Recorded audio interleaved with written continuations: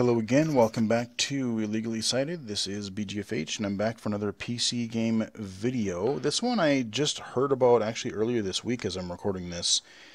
Didn't know anything about it, never heard of it really, just came out of nowhere for me, and the game we're looking at this time is called Pulse. And interestingly enough, this is another game that is supposed to star a blind character or a blind girl.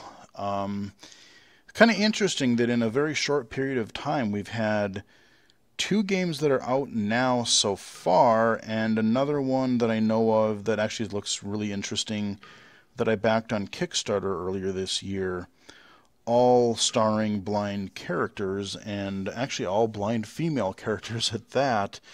We had one of my first Xbox One videos for the channel was that what was it, Beyond Eyes, which, you know, interesting. Go back and watch. I did two videos on that. I did kind of the original video, and then I had some additional thoughts to it and just like ideas of where I would love to see some blind games, like games that are trying to tackle that type of character, what I'd like to maybe see with those in the future, and kind of in the second video.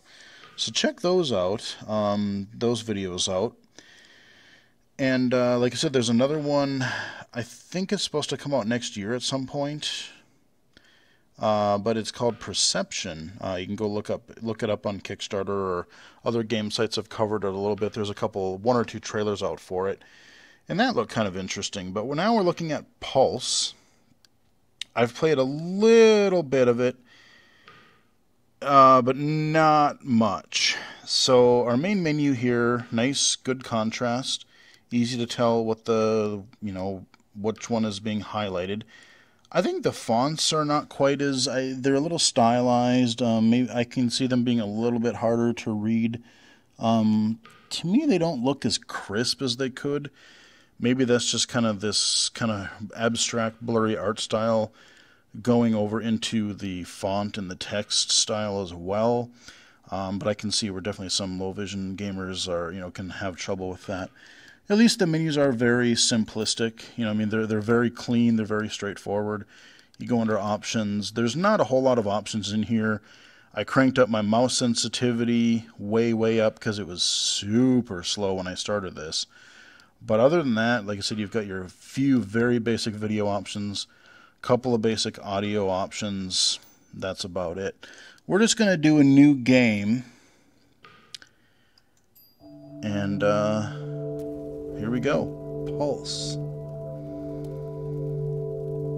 A little campfire here. Some text. Now, already, from what little bit I've played, there's a weird kind of disconnect going on for what they're trying to accomplish, and what the character or the type of thing that they're trying to portray. So this is a game that you're playing a blind character, correct? So that was supposed to be like a basic little intro, give a little bit of backstory or a little bit of like a introduction as to what might be going on. But here's the thing, is that, you're a blind character. You're going to rely on your other senses, audio, sound, touch, smell, whatever. But I think, even just stylistically, to have text, if you're going to have like text, or you're going to have story or any dialogue or whatever, I have encountered a little thing where you get this little weird creature, this bird thing,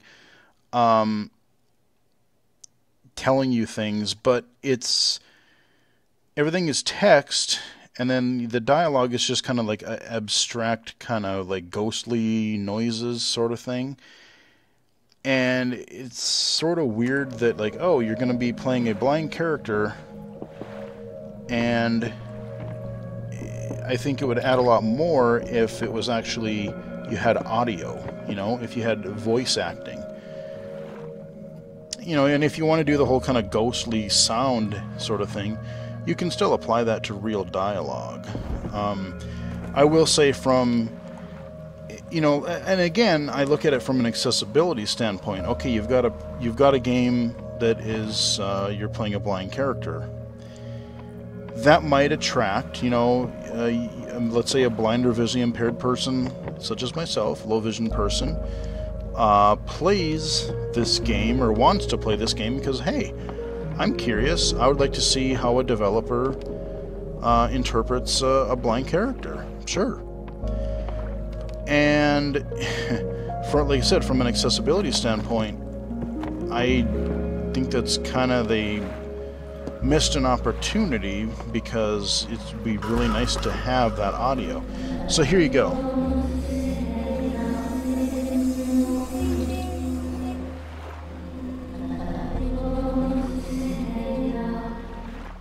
If that's real words, I didn't understand any of it. I think it's just really abstract, kind of ghostly noises. So, I mean, like I said, it's cool for atmosphere. I like it's colorful. We already got some really nice kind of just lighter colors, some kind of greens and reds, and we got the nice wood here. Everything is really abstract, that kind of a thing. The music is just nice and relaxing, kind of just like an exploration sort of thing. No problem there. I mean, presentation-wise, it's got a neat thing going for it, but like I said, I guess as a low vision gamer, I just was kind of hoping for, you know, maybe a little more, maybe. And it's kind of, I will give it credit. It is kind of cool how they do the, I think they're trying to represent echolocation. So I'm on this bridge. I'm going to move a couple steps. When I move, I can kind of see a little bit in front of me, and if something makes a sound off in the distance, I will see that. But as I stand still, there's nothing in my immediate area that is actually causing a sound. But now I'm hearing the wind. If I look over here, I hear water. So there's still a little bit of kind of that hue color over there, you know, that kind of greenish hue. I'm trying to find... Sometimes you get this cool effect where you see like the waves.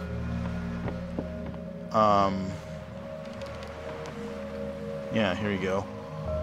So as the waves are moving, even if I stand still, you can kind of see different things. As you hear the sound, it sort of reacts to that, which is kind of neat, actually. So we're going to continue walking on these boards here. Seems like a fairly linear game. Some minor branching paths a little bit here. Okay, a little thundery sound. Now you see you kind of get a whole bunch of this.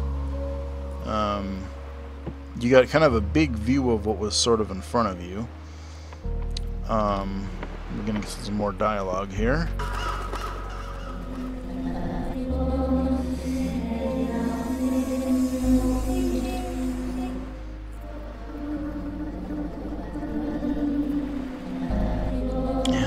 Just a shame that isn't actually voiced. I think that's kind of a missed opportunity there. But I'm not going to harp on it anymore because, like I said, you know, that's just my opinion, kind of my observation. But you know, whatever.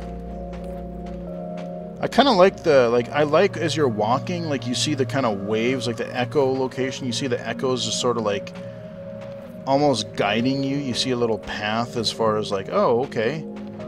There's kind of cool stuff going on here. Collecting, so presumably there's like these little orbs you're supposed to collect. I have no clue what they do. I don't know if you have to collect them all, if they're little side objective things. From what little I've played a little bit past this, but not much. I still don't know what's going on in this game. Like I said, I haven't been able to read much of the dialogue because it kind of zips by kind of fast. And sometimes the contrast is not very good. And it is not spoken. So, yeah. Now, I could go over here. I think there's another... I explored down here a little bit before. Yeah, here's another one. Alright, so I got that. Let's head back up here. And I think I can, yep, jump back up here. Okay, we'll jump. We're wanting to keep heading up. So far, anyway. Let's see, where am I looking? Oh, hey, okay.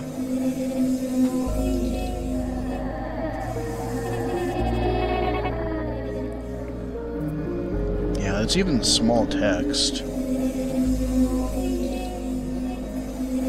Kind of a bummer.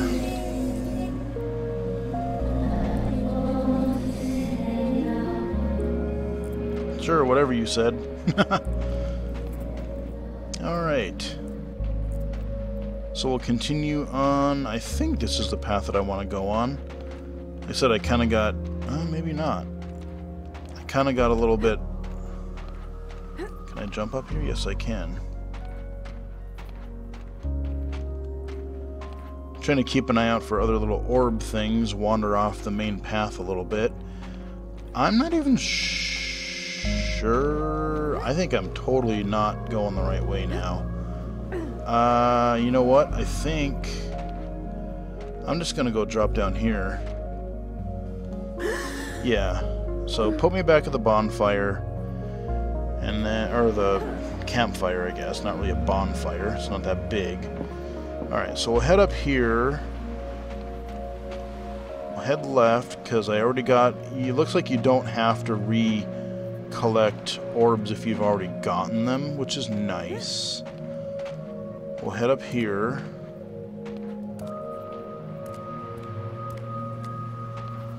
Okay.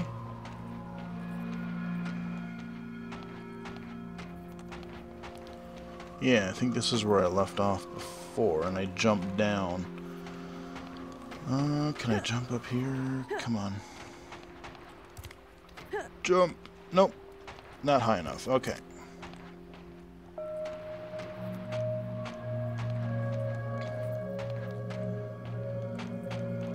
It's a kind of a relaxing game.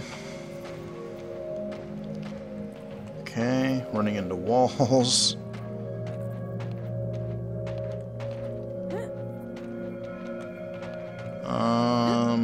Sometimes it's a little bit tough to tell, like, can I jump up that high? Some ledges you'd think that you can, but you can't. I want to go over here once. Okay. I'm trying to remember if there's any more of these orb things around. I'm trying to collect them, be fairly thorough. Let's see, is this where Yes, okay. It's kind of easy to get turned around in here, especially if you actually start to explore, you know? If you actually start to explore, you can kind of get a little bit lost, because everything starts to look the same. You know, everything looks so abstract and kind of weird looking. Let's just keep walking this way, because I think I went straight ahead frick. Yeah, okay, you know, we keep hitting this one area. I'm probably overlooking something really stupid. Oh, okay, here we go. This is where I stopped. I figured, okay, the game works. I will just start to try and record a little bit. So now we're back to some more docks or boards we're going to travel on here. Hopefully I don't... Whoa! Okay, bridge breaks, and I fall into another loading zone. Okay, that was supposed to happen. Fair enough. Alright, so now we are somewhere. Got some water on the left. Here's some kind of owls and swampy noises, or foresty noises. Ooh, what do we got up here? That's a new sound. Hey, what are you, little critter? Ah! I don't know what you're supposed to be. Cute little critter, whatever you are. But okay. And he just, I just kind of walked close to him and he just jumped up into my hand, so... sure. I don't know. Am I supposed to, like, guide him through this weird forest area? No idea. You guys know as much as I do at this point. So, yeah, I don't know. I mean, from what little I've played of this, they have some neat ideas. I kind of like the way they do the echolocation. Like, if I'm moving, you can kind of get more of a glimpse of the environment because there's more, you're making sounds, so your sounds can actually bounce off of things. You can actually tell a little bit more where you're going. If you stop, everything just kind of goes black and you really can't see a whole heck of a lot. So that's an interesting way. I mean, Beyond Eyes did that a little bit too, to some degree, where like if you were moving, you could see a little, you could kind of sense a little bit more what was around you. So yeah, that's sort of interesting. The gameplay itself so far, I mean, it's sort of relaxing. It's, exploration, sort of, but... And I said, I like the fact that there's colors everywhere. I mean, we're seeing, like, pinks and greens and reds and blues and all kinds of stuff. Like, again, I like having games that have a bit more color to them. But, the game itself, I don't know if I'm... Oh, okay. If I click... Hey, buddy. Oh, I thought I heard... Did I hear another one? It's weird how walls just form up in front of you. Like, you're walking, and then all of a sudden, boom! Oh, there you go. There's a wall. Or a pillar. Or something. I just, from a gameplay point of view, I'm not feeling it. It's just not grabbing me at all. Maybe if I could read the little dialogue a little bit better, and I had a little more of an idea what was going on, I would kind of have more of an interest. But and I'm not saying that a game starring or a game featuring a blind main character. I'm glad that companies are trying it. I'm glad they're at least trying that kind of a character. I like that a lot. I'm not saying that they have to be like a Daredevil superhero crazy type character, but both games that I've played so far, I mean, Beyond Eyes, you were trying to rescue your cat that ran away, so that's fine. But largely, so far, and I don't know, there may be more, this one I can jump, and I will say the other nice thing is I can run. Like, I'm not limited to one walking speed, which after playing Beyond Eyes, I really, really, really appreciate, because that game was just excruciatingly slow to some degree. So I like that, but I'm guessing there's going to be a bit more first-person platforming here. I'm guessing there's going to be... I don't know if there's going to be puzzles of some sort. Hey, buddy. Another one of you little critters. I don't know what you guys are, but... Hey, bud. How you doing? I don't know what you guys are, but you're kind of cool looking. But hey, just aimlessly wandering around, and I'm not, maybe I gotta be just in a really specific type of mood to play this game, but right now I'm just not feeling it. I think that some iOS games that I've covered on the channel, and a couple that I haven't yet gotten a chance to cover on the channel, are more compelling. They're just, you know, of course, the obvious examples being like Papa Sangre 1 and 2, the Nightjar. Audio defense is really sweet. I do want to cover, I'm going to try to play through some Papa Sangre 2 so I can cover that on the channel, hopefully before Halloween this year, because that's another sort of like, I don't know if I call it a horror game, but it kind of has that sort of survival aspect to it. So I'm going to try to maybe have that for maybe later, as I'm recording this, get it done before Halloween and have that video go up in October at some point here. But there's another game that I just found out about a week and a half ago, called The Blind Legend, which is also kind of a neat thing. And one thing that I like about it is that it actually does a pretty interesting job as far as, yes, you're controlling everything via these simple swipe gestures, but they vary the gameplay. You know, like one minute you're trying to find your way around somewhere, the next minute you're trying to run away or escape the soldiers chasing you. You're dodging trees on your horse.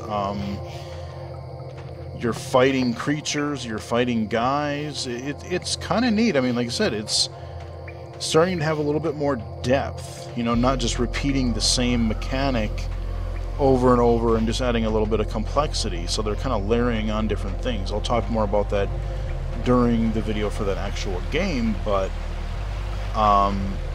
yeah, I mean, some of those iOS games I just kind of like. You know, you don't have to be, like I said, a superhero, a Daredevil type character, but this ain't just aimless wandering. I'm just not feeling it.